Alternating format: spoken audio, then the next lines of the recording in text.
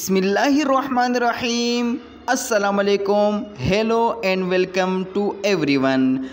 Today Islamic date is 10 Rabiul Awwal 1444 on international date 6 October 2022 and worldwide today Thursday. Islamic date is also called Hijri date or Arabic date in the Muslim world.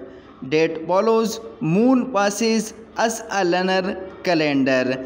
The Islamic dates by calendar has 12 months with 29 or 30 days per month and 354 or 356 days in a year, and 12 Rabiul Awwal 1444 on international date 8 October 2022 Saturday. तो दोस्तों आज की इस video में हम आप लोगों को बताने वाले हैं कि सऊदी अरब, दुबई, अमान, कतर, यूके और यूएसए में आज की इस्लामी तारीख क्या है और इन तमाम ममालिक में 12 रबीउल अव्वल कौन से दिन और कौन से तारीख को होगी। तमाम तरह अपडेट आपको आज ही की इस वीडियो में देंगे। लेकिन दोस्तों वीडियो की तरफ बढ़ने से पहले हम बड़ी मेहनत के साथ वीडियो बनाते हैं, तो प्लीज़ हमारी वीडियो को लाजमी लाइक कर लीजिएगा, साथ में चैनल को भी सब्सक्राइब कर लीजिएगा ताकि इसी तरीके से न्यूज़ और अपडेट आपको मिलती रहे। दोस्तों आज सऊदी अरब, दुबई, अमान, कतर, यूएसए और यूके में इस्लामी तारीख